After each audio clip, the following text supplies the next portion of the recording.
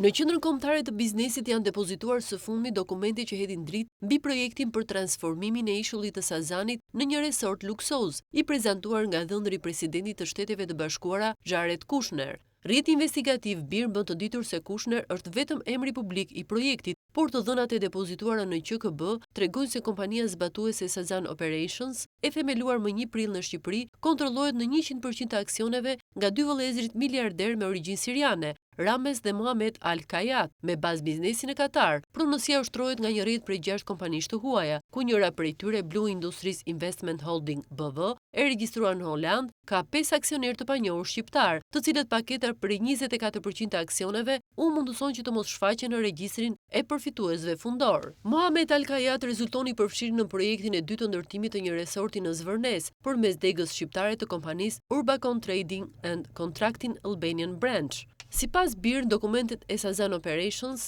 u shfaqën në QKB në të njëjtën ditë me publikimin e vendimit të Komitetit të Investimeve Strategjike për shtyrjen e afatit të negocimit me 4 muaj për projektin e ndërtimit të resortit në Sazan, për të cilin kompania Atlantic Incubation Partners, e lidhur me Kushner, ka marrë statusin e investitorit strategjik nga qeveria shqiptare. Vëllezërit Al Kayat drejtojnë konglomeratin Power International Holding, me aktivitet në lindjen e mesme, në ndërtim, pasuri të paluajtshme, bujqësi dhe shëndetësi. The New York Times, në një shkrim të publikuar së fundmi, thekson lidhjen mes vëllezërve Al Kayat dhe Kushner, si dhe me familjen Trump. Për investimet në Shqipëri, Rames Al Kayat i ka konfirmuar New York Times partneritetin me Kushner. Ne po investojmë në holding për të siguruar që të ketë kapital të mjaftueshëm. Është një sipërmarrje përbashkët mes dy kompanive dhe ne po e menaxhojmë së bashku, tha ai për New York Times. Ndërkohë, BIR nënvizon se vendimi i Komitetit të Investimeve Strategjike përcakton që kostot për pastrimin e ishullit nga mbetjet luftarake do t'i mbulojë Ministria e Mbrojtjes.